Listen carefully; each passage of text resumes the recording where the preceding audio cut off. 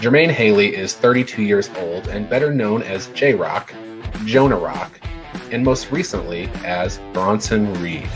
Yesterday was the 14-year anniversary of his start in professional wrestling, and on that same day, he became a champion. Triple H said you don't always see the struggles and the setbacks, but tonight we saw a 14-year journey punctuated by Bronson Reed becoming the new NXT North American Champion. Bronson Reed simply said, "This means the world to me." I'm Ryan Joy, and I run MinutesToBellTime.com, a pro wrestling website and database tracking pro wrestling from around the world. What did you think of Bronson's big win? What do you think of what his peers think? We'll be talking about Bronson Reed's big win, plus all the news in pro wrestling. John Smith is in the house. This is the Daily Wrestling News Show for May 19, 2021, where you can catch up on all the latest pro wrestling news. And here we are, John, talking about Bronson Reed's big win last night in the cage match. Welcome to the show. Yeah, man. Thanks for having me. Absolutely. So this is the lead story. Bronson Reed, the new North American champion, he had the option at the end of walking out the door. He pulled it closed so we could hear Wade Barrett say, "Tsunami," and he became the champion. Wow, that was actually pretty good. It sounded just like him.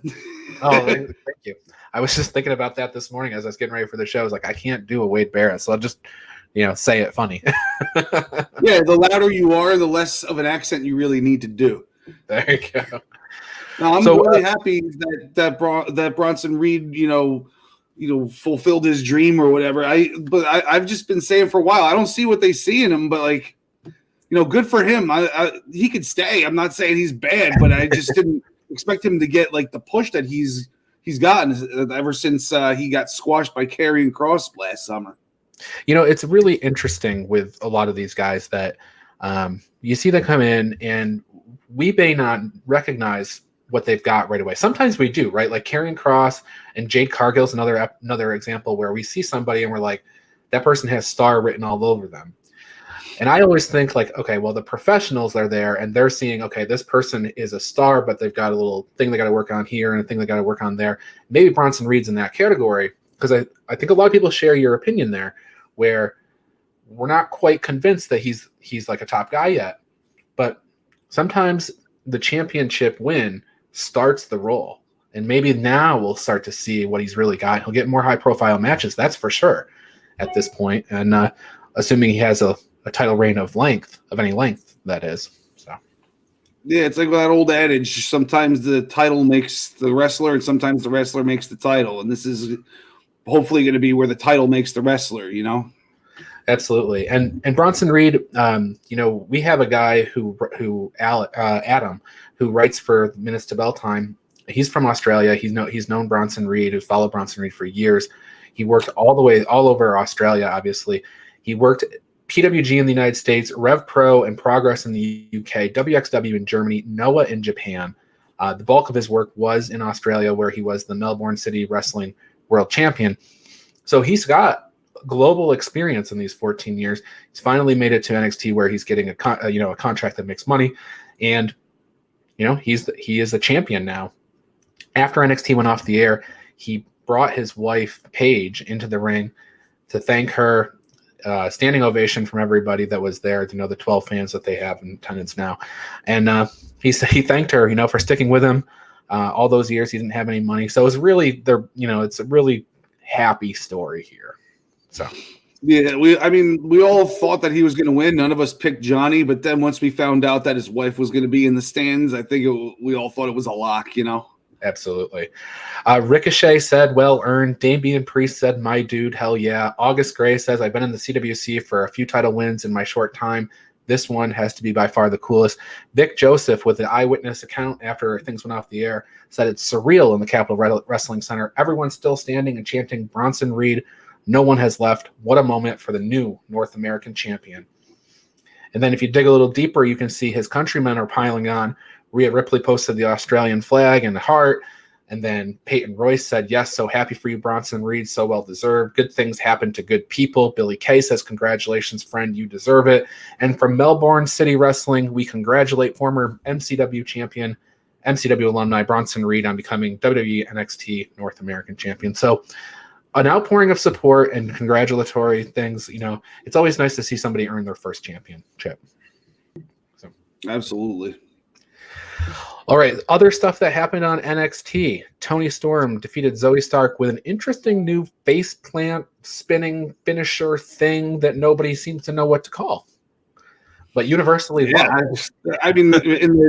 I was like maybe 20 minutes behind on it, and I texted in the group text. I was like, what was that? That was devastating. Like, I don't know what to call it. It was like a spiking DDT, but like she was holding her backwards or something. I don't even know. Yeah, it was really interesting. And in fact, the announcers didn't know what to call it either. So I guess Tony will surely come up with the name next week. So yeah, she's moving on from the Storm Zero. I mean, this looks way better than the Storm Zero. Storm Zero was a nice setup move. She could beat some mid-carders with that, but then she's got to pull out this thing to beat the heavyweights, Yeah. Heavyweights. So it's funny, we go from Bronson Reed, Toni Storm, Indy Hartwell, also on the show, another Australian. She learned that Dexter Lumis might still love her. So Beth Phoenix shouts, Index is still a thing. So I guess and Dexter Lumis, I don't know if you caught it, Dexter Lumis was the one giving her a head massage when she had the cucumbers over her eyes. Right. And then when she was talking crap about him, he got all sad and walked away. Exactly. So Indy might have some work to do to convince Dexter that she's still there. But in any case, the Australians all over the show last night. Ted DiBiase, he made a live appearance on the show just to distract Cameron Grimes, though. That was his only thing there. He came out during Cameron Grimes' match, allowed Jake Atlas to get a roll-up win, a la Monday Night Raw. And so Cameron Grimes and Ted DiBiase, the feud must continue next week. We have a $1 million face-off. I don't know what that is. Yeah, this just keeps getting better. There was a WWE exclusive afterwards that I saw on Twitter where he was running around the parking lot screaming, "Where's Ted DiBiase?" And everybody was mocking him. And then he ended up punching, I think it was August Gray at the end of it. So, we might end up seeing the two of them, in a couple weeks because of that. Yeah. It's interesting. I'm looking forward to this Ted DiBiase thing. Like you said, it keeps getting better. Yeah, it's resurrected Ted DiBiase's like relevancy and possibly his career. I mean, I'm sure he wasn't doing bad before this, but I'm sure the guy enjoys the extra money in his pocket now that he's making appearances. I mean, he's the $1 million man, John. Yeah, he just gonna buy another yacht now. Yeah, there you go. Other stuff that happened on the show: Legado del Fantasma defeated Tommaso Ciampa and Timothy Thatcher with a little help from GYV. That gets Legado a title match in 2 weeks. So we'll get Legado versus MSK. Do you think this is a title change coming? I mean, MSK got the titles recently, but Legado has been kind of on fire. They don't have a singles title in the group at the moment. Yeah, I mean, NXT is usually good to give us one of these oddball title changes like Breezango last year, but I don't think it's going to happen for Legado at this point. Not yet, at least. MSK, it seems like they're trying to establish them, like having the titles make the team kind of thing. And I think it would be a little too soon to take it off them if that's the case. Yeah, I agree. Feels a little soon. But the other thing that I'd like to point out is that NXT, again, I think I said this last week, they're 2 weeks ahead. They've got a title match next week. They got a title match the week after that. It seems like we're getting at least one title match on every show. And Regal kind of put it out there that he's bringing in new cruiserweights. He's looking at the women's division, trying to figure out who the next challenger for Raquel is. It's pretty deep roster on NXT. Yeah, I'm kind of wondering who's going to be Raquel's next challenger after Mercedes, because they're not really developing anything towards that yet. Yeah, we have Frankie Monet. Her big debut is coming up next week. Certainly probably too early to throw her in the ring with Raquel. Saurav has had a few wins. She got a win last night over Aaliyah, 2 minutes. Not really seen a ton out of Saurav yet. I think we need to see that big match. She has to face Dakota Kai or Candice LeRae or something before we can see what she really has, because these 2 minute matches against Aaliyah and local talent don't really show us what she can do. Yeah, I mean, we definitely need to see her against a bigger name, and I would like to see her be the next challenger just to get that first loss out of the way. That way it's not like it doesn't feel like an Asuka clone. Right. Well, yeah, and I mean, she has like this legacy of living up to Asuka, Kairi, Io. She's the new talent from Japan that they're bringing in, so she's carrying all that weight on her shoulders. Maybe to get that first loss out of the way, and then you can kind of build from there. Right. Yep. And then we saw the first action from Hit Row. Swerve's new group, Top Dollar and Ashanti the Adonis. They made short work of Tony Nese and Arya Daivari. I don't think there was any question that was going to be the outcome. 2 minutes, 18 seconds. But Top Dollar, he had a fireman's carry into a suplex for the pin on, I think it was Tony Nese. So we've got them competing now as well.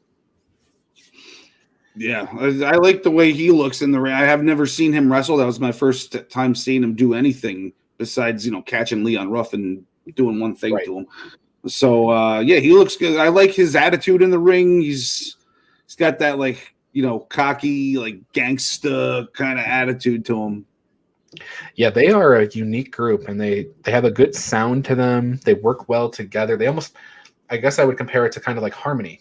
They work together in their promos and everything. And I think they have a good sound. They have a good look and maybe some big things out of them. Certainly a career save for Tahuti Miles, Ashanti the Adonis, that's for sure.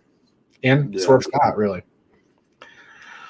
We had a prime target on Karrion Kross and Finn Balor. That match is next week.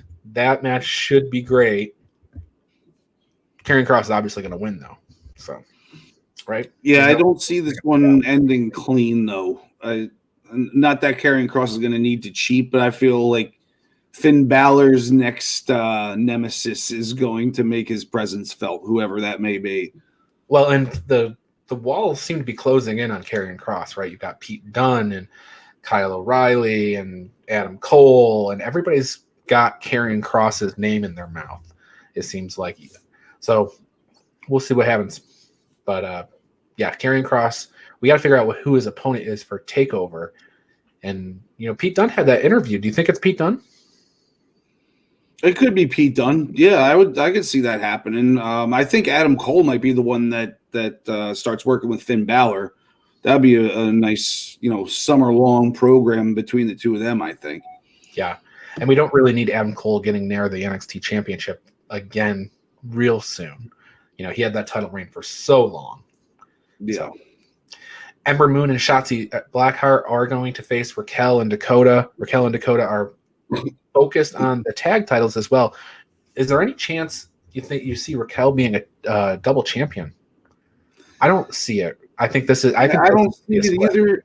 Yeah, I don't see it either. Just because they did a lot of that lately, and Raquel's not on the level of the people that have been getting the double champion label, like Asuka and Becky, etc. And also, they've already teased it a little bit. Raquel and Dakota handled the Mercedes Martinez loss differently, right? Raquel gave Mercedes respect. Dakota disrespected Mercedes. So they're planting the seed that yes, this is Shawn Michaels and Diesel. This is not going to be like friends riding off into the sunset here. Yeah. So, and I think that covers it. All of NXT, but the biggest story is Bronson Reed. He is the new North American champion, and it'll be interesting to see who materializes as his first opponent. Swerve Scott kind of put it out there that he's going to be gunning for him. So it'll be hard to see Swerve take a loss though with this new group. So yeah, it'll probably end up being where Swerve, is about to get pinned, and then Bronson Reed gets yanked out of the ring by, what's his name? Money. Top Dollar. Top Dollar. I'm such a nerd. Holy crap. Was it big money? Something money, yeah. All right. Well, we have a little bit of history to get into here. It's Aleister Black's birthday. He's just a little bit younger than you and I, John. He is Oh, let's see. He is 36. He's born in 1985. So happy birthday, Aleister Black. Happy birthday, Kip Sabian. He's 29. John, RoboCop debuted in 1990. Unbelievable. I wasn't watching WCW at like ever really, so I never saw this. I only saw this on Wrestle Crap. And then the curtain call in Madison Square Garden in 1996. That's obviously a moment that's been so talked about over the course of history. A very historic moment. And then in 2004, R-Truth won the NWA Championship. He was Ron Killings, but so big day in history, I guess. We have a whole bunch of news to get into that we're going to get into right after the break here. I'm going to play the ways that you can support us. And when we come back, we're going to get through all the headlines and finish out the show. The Daily Wrestling News Show. If you do, I'd like to tell you how you can support us. Check out the new Crucifix t-shirt from bodyslamclothes.com. The shirt comes for $20. That includes your shipping. That includes XXL, XXL, and the super soft style. So there's no upcharge for any of that stuff. And if you like that shirt, there's a whole bunch of others. And if you buy two, use the promo code SHIRTS10 at checkout for 10% off your order. That's bodyslamclothes.com. And join Joey Jarzanka, Ian Schreier, and Rob DeLuca on Friday nights for the Primetime Rundown. They take you through the world of sports. The show kicks off at 6 p.m. on the Eastern Observer. And each Tuesday, Al Carl hosts the Essential Wrestling Podcast alongside John Smith, myself, John DeConnie, and Gary Mahaffey. It's another week of updates and highlights in the world of wrestling. Here are our analysis on who we think is going to win the week's matches. Coverage begins at 6 p.m. on the Eastern Observer. And Pro Wrestling Pick'em. It's a place where you can join or host a Pick'em League to test your predictive skills in the world of pro wrestling. Create an account and join a league now at ProWrestlingPick'em.com so you can play against your friends or play against the universe. And the Body Slam Brigade newsletter, currently going out to over 4,200 people each Friday.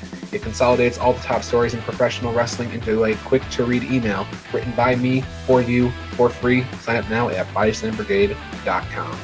And of course, this show, the Daily Wrestling News Show. We're here every day, Monday through Thursday, and occasionally on Friday. You can listen to us on Apple Podcasts and Spotify, or watch us live on Facebook and YouTube at 10 a.m. This is the Daily Wrestling News Show, and we thank you for your support. All right, we're back. So, headlines in the world of wrestling, a bunch of stuff. We didn't have a traditional show yesterday, John. We had a roundtable discussion, so we have a little news that has piled up over the last couple of days. But I would say, if people didn't watch yesterday's episode, it was the 100th episode of the Daily Wrestling News Show, and I think it's one of the best ones we've ever done. So I would say definitely go check it out. A lot of fun. We talked about our hopes for wrestling in the next 5 to 6 months and who we think could win a world championship in the next 5 to 6 months. And we're talking about new champions. So, John, any thoughts on yesterday's show? I thought it was great. Yeah, that was one of the most fun podcasts I've been a part of, man. You know, it just everything flowed. We all, had our own opinions, and then we all gave our opinions on each other's opinions. It was, just like having our backstage talk, like John DeConnie had said yesterday.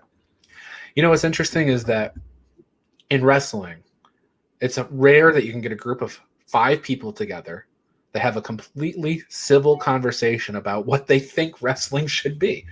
And I think we did. Even if there wasn't any disagreements in there, we were like, we built upon it and we had fun with it. So great show. Do check it out. That was yesterday.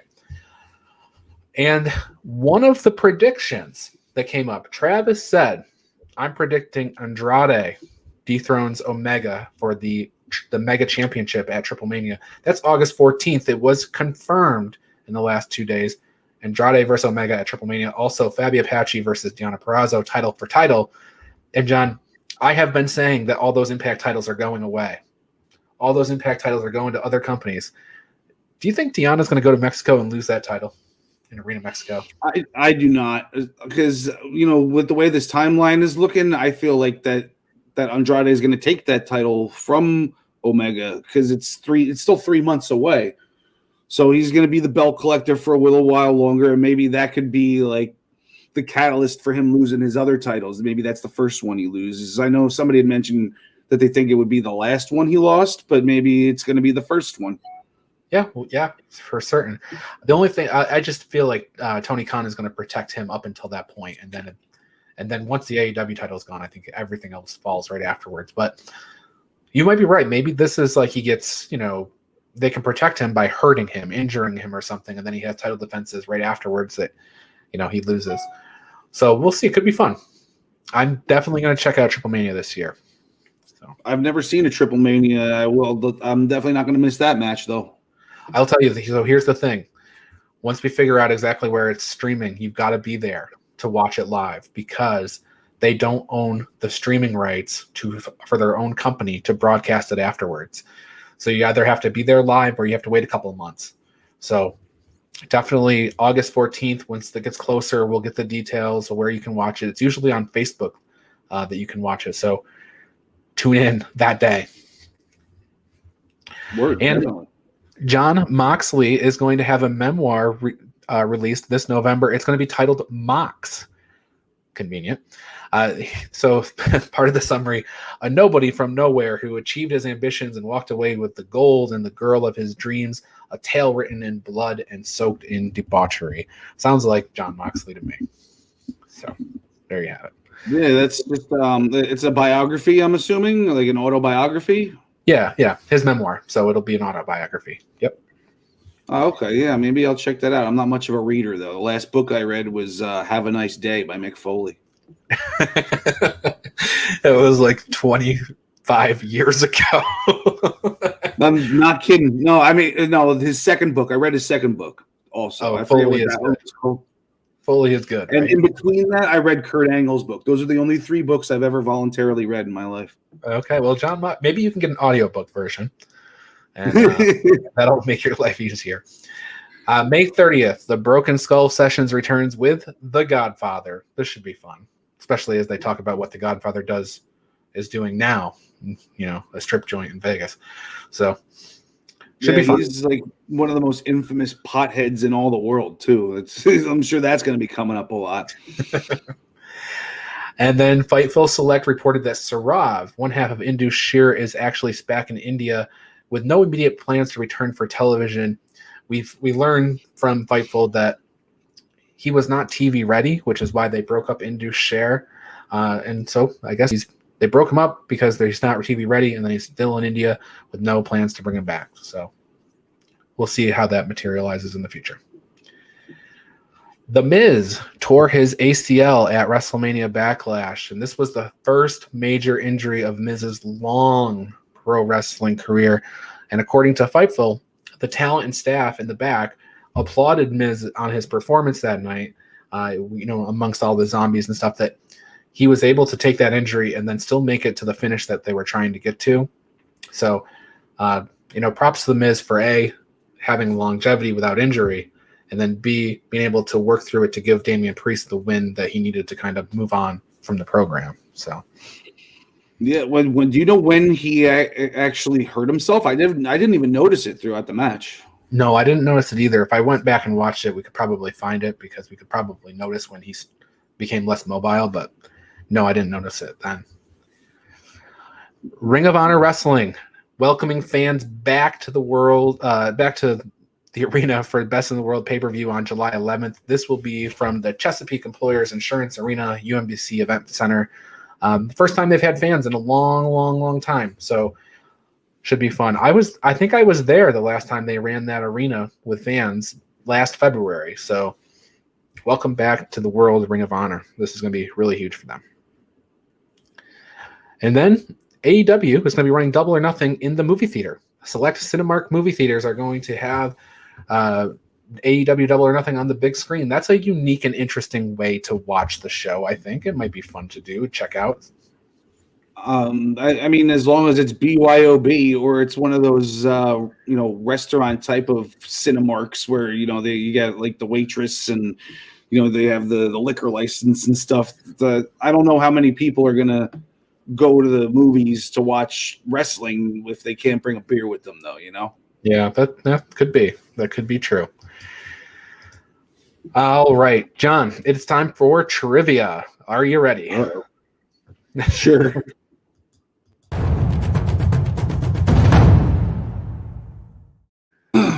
Well, here's the score. Al Carl's got 1. John DeConnie's got 1. And the way we're doing trivia this week is it's just one question, and they're pertaining to WrestleMania Backlash. And if you get it, you get a point. So here's your question from WrestleMania Backlash earlier this week. Whose face did the camera zoom in on at the end of WrestleMania Backlash? No multiple choice. At the very end, like the last person that you see before they cut the screen. Oh, man. I'll go with Seth Rollins. It is Seth Rollins. So good. You got that one. It's a little bit tricky because, the last match was Cesaro versus Roman, and Roman won. Well, but I wasn't sure if it was going to be like Cesaro, like laying there, or like angry and nursing himself. I wasn't sure which one it would be. Yep. So it was Seth Rollins in his fancy, weird suit that he was wearing that day. Okay, so last thing on our agenda is to talk about Dynamite for tonight. We have 6 things on the agenda for tonight. Starting with a tag team title match, Young Bucks versus the Varsity Blondes. I don't think that I'll be opening up tomorrow's show with this long thing about how great the Varsity Blondes are and how Brian Pillman and his dad and his whole thing. I don't think we'll be talking about the Varsity Blondes the way we're talking about Bronson Reed this morning. But congratulations to them for getting a title shot. Yeah, sure. Congrats to them. I'd like to see the next opponent be make themselves known. The Bucks need to lose these titles eventually, so I don't think they're going to have the longest reign in the world. So I think the next major opponents for the Bucks are having a match on the show when the Acclaimed face Eddie Kingston and Jon Moxley, because the Bucks have already put it out there that they want Moxley and Kingston at Double or Nothing, and I think Kingston and Moxley are going to walk all over the Acclaimed, and then eventually, yes, I think that match will get official, I think, afterwards. I'd love to see them take the belts off of the Bucks, not because Moxley deserves it, but because Eddie Kingston deserves a title. Oh God, yes. He'd actually be pretty fun to have title. I think he'll be a very interesting champion. Yeah. Both of the women's champions in AEW will be in action. Hikaru Shida is going to face Rebel, not Reba.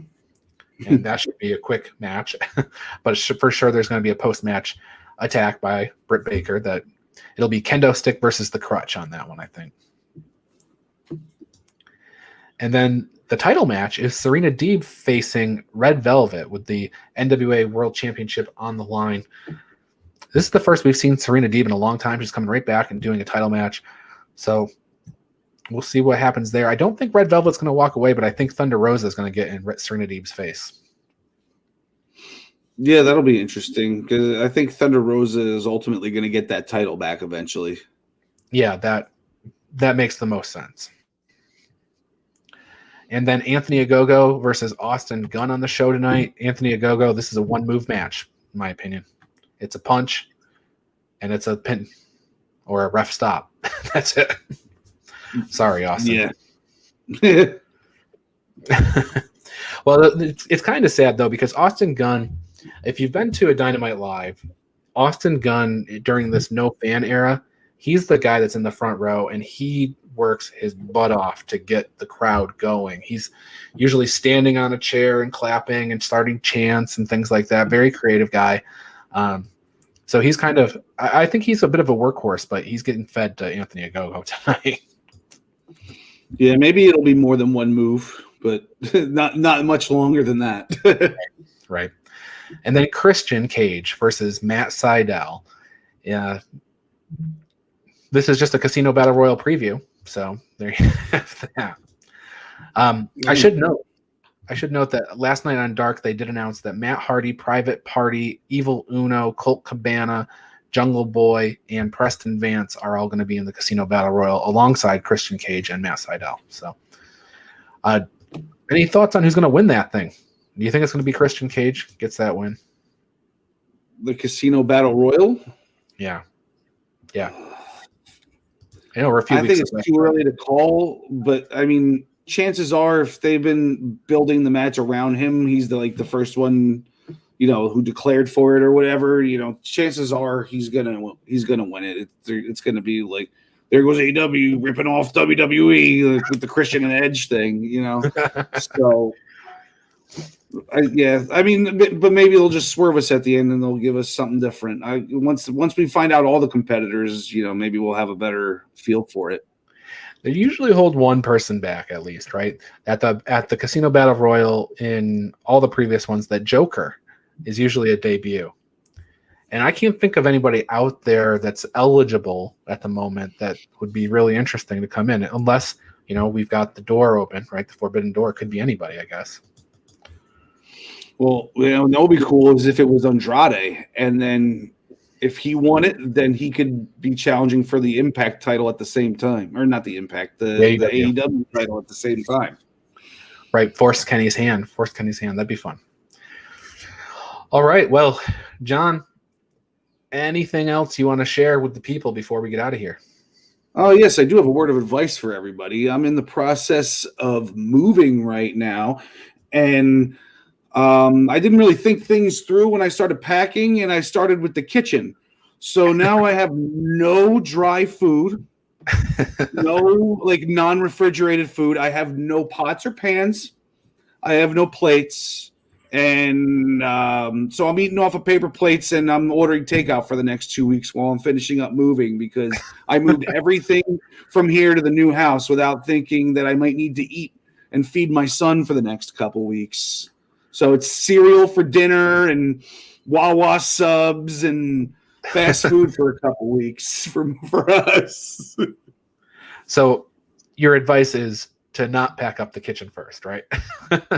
Or is it you want to eat think out? things through when you're moving and figure out what you need to do, because I just started packing like a madman. I was like, oh, the kitchen's going to be the hardest part because everything's so heavy. So I'm just going to get that done first, as if I was moving that day or something. Well, there you have it. All right, that has been the world of wrestling, the news of wrestling for the day. My name is Ryan Joy. Thank you for watching. For John Smith, we will see you tomorrow.